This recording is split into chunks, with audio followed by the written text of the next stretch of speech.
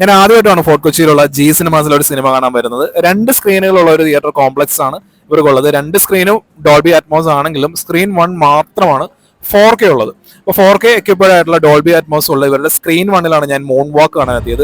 First impression എന്ന് പറയുന്നത് black colour ഇന്റീരിയറിൽ ഗ്രീൻ കളർ ലൈറ്റ്സ് എല്ലാം കൊടുത്തിട്ടുണ്ട്. വളരെ ഡീസെന്റ് ആയിട്ടുള്ള ഒരു ഇന്റീരിയർ ആണ്. പിന്നെ ലെഗ് സ്പേസ് പ്രശ്നമില്ല, മുമ്പിലിരിക്കുന്ന ആളുകളുടെ തല കാരണം കാണാൻ പറ്റായിക അങ്ങനത്തെ ഉള്ള പ്രശ്നങ്ങളൊന്നും ഫീൽ ചെയ്തില്ല. ഇവരുടെ ക്യാൻറ്റീൻ എന്ന് പറയുന്നത് മിതമായിട്ടുള്ള നിരക്കിലായിരുന്നു. വാഷ്റൂം നല്ല രീതിയിൽ മെയിൻറ്റെയിൻ ചെയ്തിട്ടുണ്ട്. പിന്നെ എനിക്ക് തോന്നിയ ഒരു പോരായ്മ എന്ന് പറയുന്നത് ഇത് 4K അറ്റ്മോസ് ആണെങ്കിൽ പോലും 4K ലേസർ അല്ലാത്തതിന്റെ ഒരു ചെറിയ ക്ലാരിറ്റി കുറവാണ് എനിക്ക് ഫീൽ ചെയ്തത്. അതല്ലാതെ വേറെ പ്രശ്നങ്ങളൊന്നും ഇല്ലായിരുന്നു. വളരെ ഡീസെന്റ് ആയിട്ടുള്ള ഒരു മൂവി എക്സ്പീരിയൻസ് ആയിരുന്നു ഇവിടെ. മൂൺ വാക്ക് ഞാൻ കൊച്ചിയിലുള്ള ഒരു 4K അറ്റ്മോസ് തിയേറ്ററിലായിരുന്നു കണ്ടത്. അവരുടെ സ്ക്രീൻ 1 ജി സിനിമാസ് പറയുന്ന ഫോർട്ട് കൊച്ചിയിലുള്ളതാണ്. അവരുടെ സ്ക്രീൻ 1 4K അറ്റ്മോസ് ആണ്. പക്ഷെ 10 പേരുണ്ടെങ്കിലാണ് ഈ സിനിമ ഷോ നടത്തുള്ളൂ എന്നാണ് അത് പറഞ്ഞത്. ഞാൻ കണ്ടിട്ട് ഇപ്പോൾ ഒരാഴ്ചക്ക് മുകളിലായി.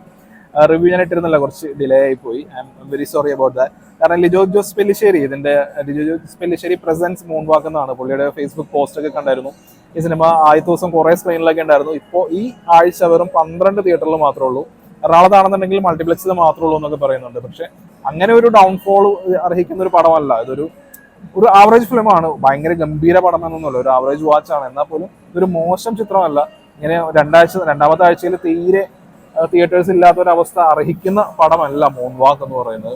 അപ്പോൾ അന്ന് ഞാൻ കണ്ടത് ശനിയാഴ്ച വൈകിട്ടാണ്. ശനിയാഴ്ച വൈകിട്ട് എന്ന് പറയുമ്പോൾ നമുക്കറിയാം ഏറ്റവും കൂടുതൽ ആളുകളെല്ലാം തിയേറ്ററിൽ വരുന്ന സമയമാണ്. ആ സമയത്ത് 10 പേര് തികച്ച് ബാക്കിയുള്ള ആളുകളെയൊക്കെ കൺവിൻസ് ചെയ്തിട്ടാണ് ഞാൻ ഈ സിനിമ കണ്ടത്. ഈ മൂൺ വാക്ക് എന്ന് പറയുന്നത് പഴയ ഒരു നൊസ്റ്റാൾജിയ 80s വരുന്ന ഒരു നൊസ്റ്റാൾജിയ പിടിച്ചു. ഈ പടത്തിന്റെ ആർട്ട് വർക്ക് ഈ പടത്തിന് വേണ്ടി നല്ല രീതിയിൽ കഷ്ടപ്പെട്ടിട്ടുണ്ട്. നമുക്കറിയാം ആ സമയത്ത് എന്ന് പറയുന്നത് 80s ആ ക്ലോസ്ഡ് ഇക്കോണമിയാണ് ഇന്ത്യ. അപ്പൊ ഈ പ്യൂമ പോലുള്ള ബ്രാൻഡഡ് ഐറ്റംസ് ഒന്നും നമുക്ക് കിട്ടില്ല. പിന്നെ അതൊരു ക്യാരക്ടർ സിംഗപ്പൂരിൽ എന്തോ പഠിച്ച് സെറ്റിലാണ്. അപ്പൊ പുള്ളിക്കാരനാണ് ഒരു പ്യൂമയുടെ ഷൂ ഉപയോഗിക്കുന്നത്. അപ്പൊ അതെല്ലാം ഇതിൽ കാണിക്കുന്നുണ്ട്. ക്ലോസ്ഡ് ഇക്കോണമി ഉണ്ടായിരുന്നു. അപ്പൊ ഇത് ഇവിടെ വരുന്നുണ്ടെങ്കിൽ എങ്ങനെയായിരിക്കും തുടങ്ങിയ കാര്യങ്ങളെല്ലാം അതിനു വേണ്ടിയിട്ടൊക്കെ ഒരു റിസർച്ച് ചെയ്തിട്ടുണ്ട്, അതിനുവേണ്ടി അന്വേഷിച്ചിട്ടുണ്ട്. പിന്നെ ആ സമയത്ത് കാണിക്കുന്ന ട്യൂബ്, ആ സമയത്ത് കാണിക്കുന്ന കെൽവിനേറ്ററിന്റെ റെഡ് കളറുള്ള ഫ്രിഡ്ജ് എന്ന് പറയല്ലോ.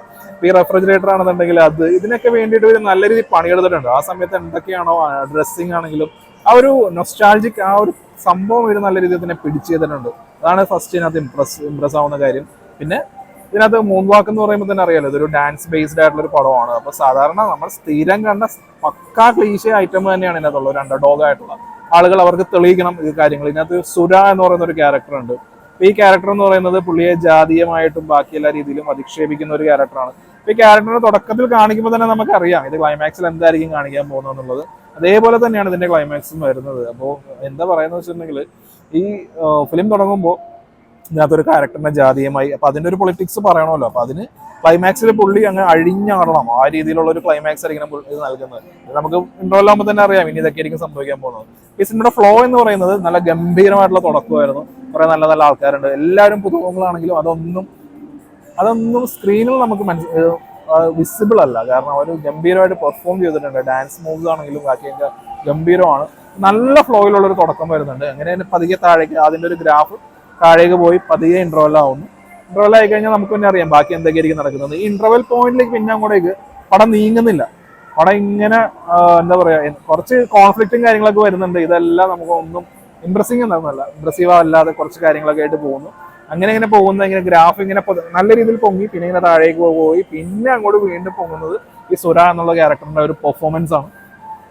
അത് നമുക്കറിയാം സിനിമകളൊക്കെ ഇപ്പോൾ ഒരു 5 പടം കാണുന്നവരാണെങ്കിലും 5 പടം മാത്രം കണ്ടിട്ടുള്ള എക്സ്പീരിയൻസ് ഉള്ള ഒരാളാണെങ്കിൽ പോലും നമുക്ക് പ്രഡിക്റ്റ് ചെയ്യാൻ പറ്റുന്ന ഒരു സംഭവമാണ് ഇതിന്റെ ക്ലൈമാക്സ് എന്തായിരിക്കും എന്നുള്ളത്. അപ്പൊ അങ്ങനെ വന്ന് അവസാനിക്കുന്ന ഒരു പടം, ഇതിന്റെ പെർഫോമൻസ്, പിന്നെ ഡാൻസ്, പിന്നെ ക്ലൈമാക്സ് പോർഷൻസ്, ഇതൊക്കെ കൊണ്ട് പിന്നെ നൊസ്റ്റാൾജിയ എല്ലാം കൊണ്ടും ഇതൊരു ആവറേജ് എക്സ്പീരിയൻസ് ആണ്. അതിന്റെ മുകളിലേക്ക് ഒന്നുമില്ല. പക്ഷെ എന്നാലും ഇതുപോലെ തിയേറ്റേഴ്സ് ഒന്നുമില്ലാതെ ഇങ്ങനെ വാഷ് ഔട്ട് ആയിട്ട് അങ്ങനെ ഒരു അർഹിക്കേണ്ട പടമായിരുന്നില്ല. ബട്ട് സ്റ്റിൽ ഒരു ഫേസ് വാല്യൂ ഇല്ലാത്ത ആളുകളാണെന്നുണ്ടെങ്കിൽ ആയിരിക്കും ഇങ്ങനത്തെ പടങ്ങളൊക്കെ വരുന്നത്. സോ ഇത് OTT വന്നു കഴിഞ്ഞിട്ടുണ്ടെങ്കിൽ ചിലപ്പോൾ ഇതിന്റെ ശരിക്കുള്ള ഓഡിയൻസ് OTT-ലുള്ളവരായിരിക്കാം. അങ്ങനെയാണെങ്കിൽ അവർ യഥാർത്ഥത്തിൽ അവരുടെ ഓഡിയൻസിനെ കണ്ടെത്താം. So for me moon walk is just an average film. കൊള്ളാം, അത്രേ ഉള്ളൂ. അതിൽ കൂടുതലൊന്നും പറയാനില്ല.